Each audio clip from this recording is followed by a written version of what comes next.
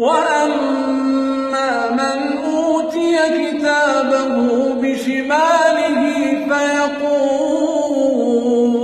فيقول يا ليتني لم أوت كتابيه ولم